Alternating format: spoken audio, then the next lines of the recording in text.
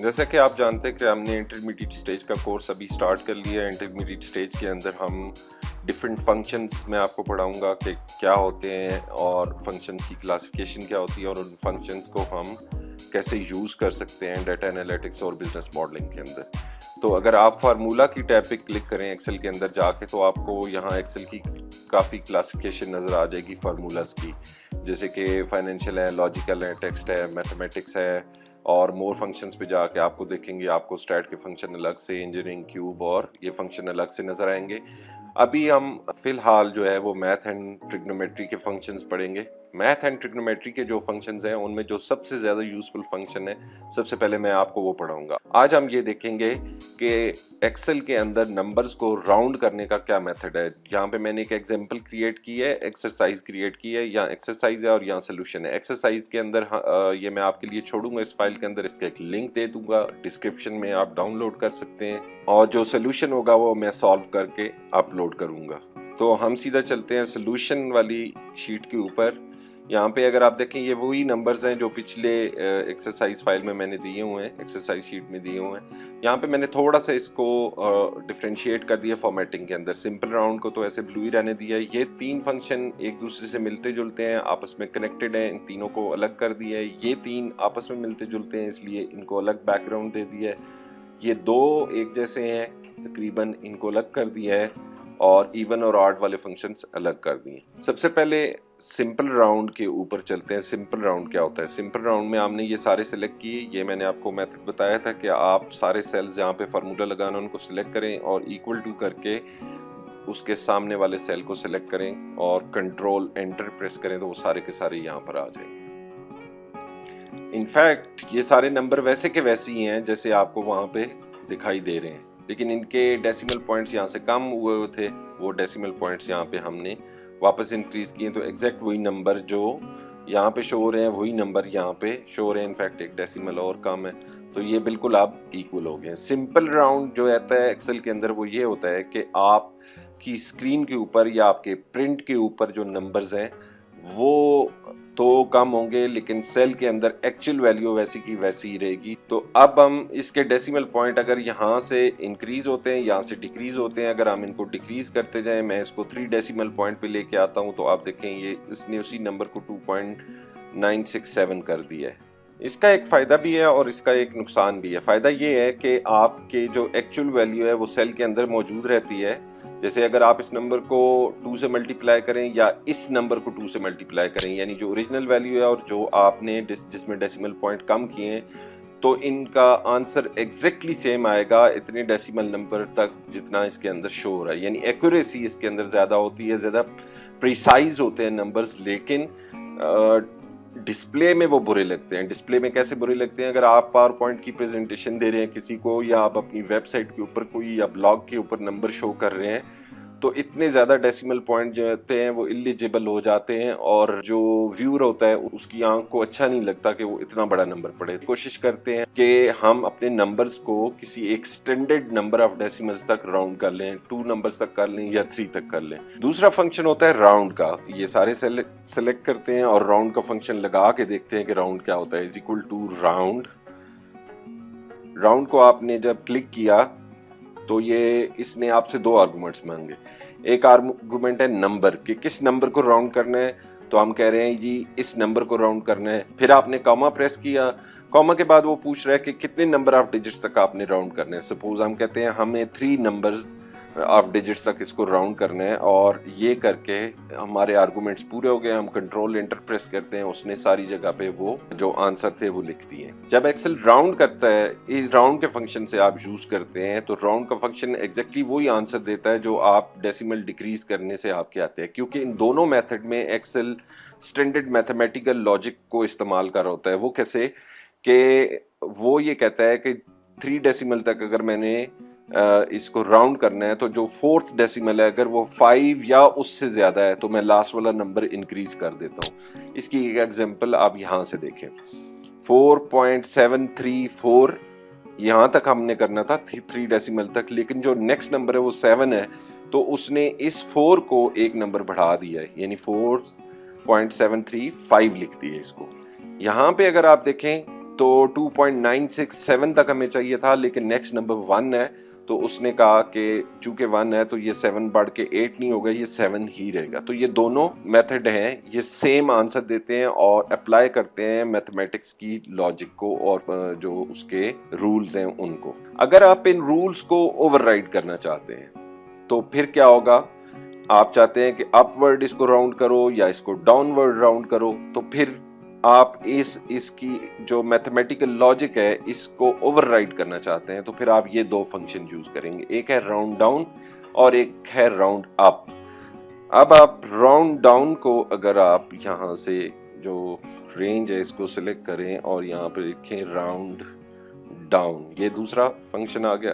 Tab press किया, इसमें वो कहता है नंबर बताएं, नंबर हमने बता दिया। फिर वो कहते हैं नंबर ऑफ डिजिट्स बताएं, इसको भी हम 3 कहते हैं ताकि हमें फर्क पता चल सके। एंटर प्रेस किया, तो अब अगर आप देखें इसने क्या किया, 2.967 ये ऐसी रहा, इसका फर्क यहां से पता चलेगा इस एग्जांपल से। देखिए उसने कहा कि 4.734 था, जब उसको हमने सिंपल से राउंड किया तो उसने यहाँ पे चूंकि 4th जो डेसिमल था वो 7 था, तो इसलिए उसने उसको पिछले डिजिट को 5 कर दिया। इसके अंदर भी और इसके अंदर भी। राउंड डाउन में वो ये कहता है कि मुझे नहीं इस चीज से गर्ज के आगे 5 है या 5 से ज्यादा कुछ लिखा हुआ है या 1 लिखा हुआ है या 8 लिखा हुआ है, मैंने इसको राउंड डाउन करना है, एक नंबर पीछे आना है। 4.735 है तो यहाँ पे 4.734 है, तो मैं इसको 4 ही लिखूंगा, राउंड डाउन कर रहा हूँ। तीसरी जो चीज है इसके अंदर वो है राउंड अप की। अब ये भी लगाते हैं और फिर मैं आपको बताता हूँ कि इन सब में फर्क एक्चुअली है क्या। राउंड अप में जब आप जाते हैं फिर वही आपसे आर्गुमेंट्स मांग रहा है कि नंबर बताएं कौन सा है और कितने डेसिमल तक आपने करना है, तो हमने इसको फिर 3 कर दिया। कंट्रोल एंटर प्रेस किए, इसके डेसिमल सेल के फॉर्मेटेड ऐसे हैं कि इसके अंदर 2 आ रहे हैं, मैं इसको 3 कर देता हूँ। अब देखें ये राउंड अप में वो ये क्या कर रहा है, यहाँ पे 2.967 था तीनों जगह पे, लेकिन राउंड अप में उसने कहा कि चूंकि आप मुझे कह रहे हैं कि मैं इसको अपवर्ड राउंड करूं, तो 967 को उसने 967 तक उसने लिखा और उसके आगे जो कुछ भी था उसने कहा इसको तो मैं खत्म कर रहा हूं, लेकिन इस 7 को चूंकि मैंने अपवर्ड राउंड करना है तो इसको 968 कर रहा हूं। इसी तरह ये 15.8020 था, तो अब उसने 2 तक लिखना है और बाकी सारा कुछ उड़ाना है, तो उसने कहा कि ठीक है मैं फिर 802 की बजाय 803 लिख देता हूँ। इस तरह यहाँ पे 4.734 था, आगे 7 था, 7 की बजाय 1 भी होता तो फिर भी उसने उसको 735 लिखना था क्योंकि अपवर्ड राउंड कर रहे हैं। अब ये जो नंबर आपके पास आए हैं, अगर अब आप इन नंबर्स को और इस नंबर को कंपेयर करें, इन दो नंबर्स को, तो यहाँ पे मैंने आपको बताया था कि आपका एग्जैक्ट नंबर सेल के अंदर मौजूद है, जो यहाँ पे लिखा हुआ वही वाला है, सिर्फ डिस्प्ले में कम आ रहा है। लेकिन जब आप ये फंक्शंस लगाते हैं तीनों, तो अब उसके बाद आपके पास जो है बाकी डेसिमल पॉइंट्स उड़ गए। कैसे? अगर मैं इसके डेसिमल पॉइंट्स यहाँ से बढ़ाता हूँ, बल्कि तीनों के बढ़ा के आपको दिखाता हूँ कि क्या हो रहा है। ए डेसिमल पॉइंट बढ़ा दिए, अब आप देखें यहाँ पे 2.967 और उसके बाद उसने 00 कर दिए, यहाँ भी इसने यही कर दिया, 968 कर दिया और आगे 0 कर दिया। इसके कहने का मतलब ये है कि अब मेरे रिकॉर्ड में जो आपका नंबर है वो 2.967 है। अगर आप इसके डेसिमल बढ़ाएंगे तो मैं सिर्फ 0 लगाऊंगा, जो इसके आगे एक्चुअल लिखे हुए थे वो मैं भूल गया हूँ फार्मूला के बाद। तो ये फर्क है सिंपल राउंड में और राउंड के बाकी फंक्शंस। बाकी सारे फंक्शंस ऐसे इस्तेमाल होंगे। अब आते हैं एम राउंड की तरफ। एम राउंड क्या है? एम राउंड बिल्कुल राउंड के फंक्शन की तरह जो आपने यहाँ पे लगाया है, बिल्कुल ऐसे है। लेकिन एम राउंड में एक फर्क है, इसमें जो m है उसका मतलब है मल्टीपल। अब मल्टीपल क्या है? इन सारे सेल्स को सिलेक्ट करते हैं, फार्मूला लगाते हैं और फिर देखते हैं कि वो क्या है। तो यहाँ पे लिखते हैं m राउंड और ये पूरा आ गया, आगे फार्मूला का नाम आ गया। टैब प्रेस किया तो उसने खुद से सारा लिख दिया। अब वो कह रहा है नंबर बताएं, ये नंबर है।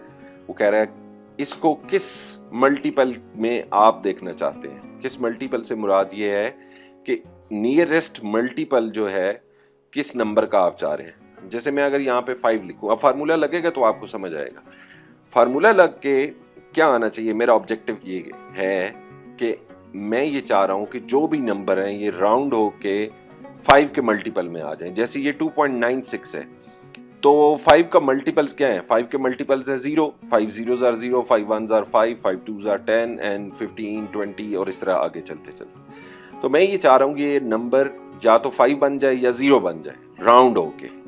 अब एक्सेल जो m राउंड लगाता है उसके ऊपर ये वो कहता है कि अच्छा ये जो नंबर है 2.96 दिस इज बिटवीन 0 एंड 5, यानी 5 के दो मल्टीपल्स हैं उनके बीच में ये आता है, 0 और 5 के बीच में।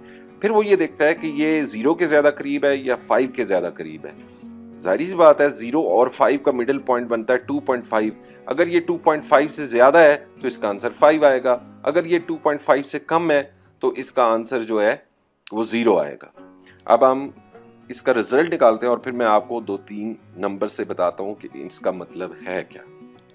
देखें, इसका तो मैंने आपको बता दिया कि ये बिटवीन 0 एंड 5 जो है वो मिडिल पॉइंट बनता है 2.5। तो चूंकि ये 2.5 से ज्यादा है तो इसने यहाँ पे 5 लिख दिया। ये 15 है, 15.80। ये 5 के जो मल्टीपल्स हैं 15 और 20 के बीच में फॉल करता है। 15 और 20 के बीच का जो पॉइंट बनता है, जो मिडिल पॉइंट बनता है, वो बनता है 17.50। तो अब ये 17.50 से कम है तो इसने यहाँ पे 15 लिख दिया है। अगर ये 17.5 से ज्यादा होता तो यहाँ पे 20 लिखता। इसी तरह ये 4.73 है, 4.73 फॉल करता है बिटवीन 0 एंड 5, तो 5 के ज्यादा करीब है, उसने 5 लिख दिया। 11.52 जो है वो फॉल करता है बिटवीन 10 एंड 15, तो 10 के ज्यादा करीब है ये 11, तो उसने 10 लिख दिया। इसी तरह 16, ये बाकी नंबर्स आप देखते जाएं, जैसे 9.249 है। 9.249 जो है ये बेसिकली फॉल करता है बिटवीन 5 एंड 10, लेकिन 10 के ज्यादा करीब है तो उसने उसका आंसर 10 लिख दिया। इसको आप वेरी करके देखें, जैसे अगर आप इसको 5 की बजाय 3 करके देखें और फिर आंसर देखें कि अब यहाँ पे सारे आपके पास 3 के मल्टीपल्स आएंगे। पहली बात तो ये है कि यहाँ पे 3 के मल्टीपल के अलावा कोई चीज नहीं आएगी, तो 3 के मल्टीपल काउंट करना शुरू कर देता है। अब 3 है, जैसे यहाँ पे 2.967 है, तो 3 जो है वो 3 के मल्टीपल्स हैं 0, 3, 6, 9, 12 एंड सो ऑन। तो ये जो 2.96 है किन दो मल्टीपल के दरमियान में आता है, बिटवीन 0 एंड 3। तो ये 3 के ज्यादा करीब है या 0 के ज्यादा करीब है? ऑफ कोर्स ये 3 के करीब है, तो उसने उसका आंसर 3 लिख दिया। ये 15 है, 15 जो है वो 3 का मल्टीपल है, ये फॉल करता है बिटवीन 15 और 18 के बीच में, लेकिन ये 15 के ज्यादा करीब है तो इसने यहाँ पे लिख दिया है। And so on so fourth. इसको आप मल्टीपल को चेंज करके देखते जाएं नंबर्स के ऊपर, ये आपको एग्जैक्ट वो मल्टीपल में आंसर देगा लेकिन राउंड ऑफ करके देगा। और यहाँ फिर मैथमेटिकल लॉजिक इस्तेमाल होती है, वो ये देखता है कि कौन से दो मल्टीपल के बीच में ये नंबर आता है और फिर ये उनमें से किसके ज्यादा करीब, उसका आंसर लिखता है। अच्छा, अब बाज दफा आप ये चाह रहे होते हैं कि नहीं, मुझे इस मैथमेटिकल लॉजिक को ओवरराइड करना है, यानी कि मैं चाहता हूं कि नेक्स्ट मल्टीपल की तरफ ये आ जाए instead of going to previous multiple. उसके लिए फिर यहाँ पे सीलिंग एंड फ्लोर दो फंक्शन आते हैं। सीलिंग का फंक्शन जो है, जैसे कि आपको पता है सीलिंग अपवर्ड होती है, तो ये अपवर्ड उसको राउंड करेगा। फ्लोर जो होता है वो नीचे की तरफ होता है, तो ये डाउनवर्ड इसको राउंड करेगा। कैसे? हम यहाँ पे ये सारे सेल सेलेक्ट करते हैं, यहाँ पे हम लिखते हैं is equal to ceiling. Ceiling के आपको दो फंक्शन नजर आएंगे, एक सीलिंग डॉट मैथ वाला है, अगर आप एक्सेल 2010 और 2013 से आगे यूज कर रहे हैं तो आपको सीलिंग डॉट मैथ नजर आएगा। अगर आप पुराना एक्सेल यूज करें, एक्सेल 2007 या उससे भी पुराना यूज कर रहे हैं, तो आपको सीलिंग का फंक्शन नजर आएगा। अगर आप नया एक्सेल यूज कर रहे हैं तो आपको सीलिंग का फंक्शन फिर भी नजर आएगा, लेकिन उसके साथ ये एक येलो सी ऑरेंज सी ट्रायंगल बनी हुई है। इसका मतलब ये है कि ये फंक्शन सिर्फ कंपैटिबिलिटी के लिए यहाँ रखा गया। इस फंक्शन के कुछ शॉर्ट फॉल थे जिनको रिप्लेस करके अब नया फंक्शन लॉन्च किया गया, तो हम नया फंक्शन यूज करते हैं सीलिंग डॉट मैथ वाला। इसके वो 3 आर्गूमेंट आपसे मांगेगा, जिसमें से एक मस्ट है और 2 ऑप्शनल है, क्योंकि उनके गिर्द स्क्वायर ब्रैकेट्स लगी हैं। तो पहले वो कह रहा है कि किस नंबर को आपने राउंड करना है। हम दोबारा यहाँ पर आ जाते हैं, जी मैं इस नंबर को राउंड ऑफ करना चाह रहा हूँ। फिर वो कहता है इसकी सिग्निफिकेंस क्या है। सिग्निफिकेंस से मुराद ये है कि आप किस मल्टीपल में जा रहे हैं, तो हम कहते हैं 3, क्योंकि हम पिछले वाले से के साथ कंपेयर करना चाह रहे हैं। तो पिछले वाला 3 के मल्टीपल में किया था, इसको भी 3 में करते हैं। जो नेक्स्ट ऑप्शन है मॉड का। मॉड का मतलब ये है कि 2 डिफरेंट मेथडोलॉजीज होती हैं पॉजिटिव नंबर्स के लिए अलग मेथडोलॉजी होती है राउंड ऑफ करने की, नेगेटिव नंबर्स के लिए अलग मेथडोलॉजी होती है। तो जहाँ पे नेगेटिव नंबर्स को अगर आप राउंड ऑफ करना चाह रहे हो तो उसमें अपवर्ड का मतलब कुछ और होता है, डाउनवर्ड का मतलब कुछ और होता है। डाउनवर्ड से मतलब अगर 5 को डाउनवर्ड करना है तो वो 6 हो जाएगा, अगर 5 को अपवर्ड करना है तो वो 0 की तरफ आएगा, यानी फिर 0 के ऊपर आके वो ब्रेक लगाएगा। तो यहाँ पे ये जो मोड है इसके दो वैल्यूज आप इंसर्ट कर सकते हैं, एक 1 या फिर -1। -1 से मुराद ये अपवर्ड उसको करेगा राउंड और वाइस वर्सा। अगर आप यहाँ पे कुछ नहीं लिखते तो एक्सेल का बाय डिफॉल्ट जो मोड है वो 1 है, यानी पॉजिटिव है। तो फिर आप इसको यहाँ पे क्लोज करके कंट्रोल एंटर प्रेस कर लेते हैं। अच्छा, इससे पहले मैं आपको एक और चीज़ बताता जाऊँ कि ये जो सीलिंग के फंक्शन को सीलिंग डॉट मैथ से रिप्लेस किया गया है, सिर्फ इस वजह से किया गया है कि जो सीलिंग का फंक्शन था पुराने एक्सेल के वर्जन्स में, वो माइनस में जो नंबर्स होते थे, जो नेगेटिव नंबर्स होते थे, उनको सिर्फ एक डायरेक्शन में राउंड करता था। तो सीलिंग डॉट मैथ में उन्होंने आपको ये ऑप्शन दे दिया है कि आप इसको अपवर्ड राउंड करना चाहते हैं, डाउनवर्ड राउंड करना चाहते हैं। एनीवेज, अब इसका रिजल्ट देखिए। रिजल्ट क्या है? सीलिंग में हमेशा वो अपवर्ड करेगा उसको राउंड। 2.96 बिटवीन 0 एंड 3 इनमें फॉल करता है, और इसको अपवर्ड राउंड किया तो ये 3 के करीब आ गया। इसने वैसे भी 3 आना था, देखिए पिछले में भी 3 आया है। फर्क कहाँ पे आया है? 15 वाले में आया है। कैसे फर्क आया है? जब m राउंड किया तो इसने इसका आंसर 15 लिखा, क्योंकि मैथमेटिकल लॉजिक के हिसाब से 15 is much closer to 15.8 than 18, जो कि नेक्स्ट मल्टीपल है 3 का। लेकिन सीलिंग में उसने कहा कि इग्नोर दैट मैथमेटिकल लॉजिक, और इस जो कुछ भी लिखा हुआ है इसको नेक्स्ट मल्टीपल ऑफ 3 के साथ मिला दो। नेक्स्ट मल्टीपल ऑफ 3 से क्या है मतलब? 15 है, 15 और 18 के बीच में ये फॉल करता है ये नंबर। तो उसने कहा कि इग्नोर मैथमेटिकल लॉजिक और जो नेक्स्ट है वो यहाँ पे लिख दो, तो उसने यहाँ पे 18 लिख दिया। सिमिलरली अगर आप इस नंबर पे आए तो यहाँ पे देखें 7.0 है, तो 7 कौन से दो मल्टीपल के बीच में लाया करता है? 3 2s are 6 यानी 6 एंड 3 3s are 9, तो 6 और 9 के बीच में फॉल करता है। अब 7 इज मच क्लोजर टू 6, इसलिए उसने जब m राउंड किया, मैथमेटिकल लॉजिक लगाई तो इसको 6 लिख दिया। लेकिन जब उस लॉजिक को ओवरराइड करके आपने कहा कि मुझे अपवर्ड इसको राउंड करके दो, तो उसका आंसर 9 आया। अगर आप यहाँ पे देखेंगे तो आपको सारे 3 के मल्टीपल्स ही नजर आएंगे। तो ये सीलिंग है। अब फ्लोर इसके बिल्कुल अपोजिट है। फ्लोर कैसे अपोजिट है? फ्लोर के भी दो तरीके हैं, दो फार्मूलाज हैं, एक फ्लोर डॉट मैथड और एक फ्लोर है। ये सेम वही रीजनिंग है जो मैंने आपको सीलिंग डॉट मैथ और सीलिंग में बताई है कि पुराने वर्जन्स की कंपैटिबिलिटी के लिए ये फ्लोर का फंक्शन दिया गया है, और इसके शॉर्ट फॉल भी बता दिए।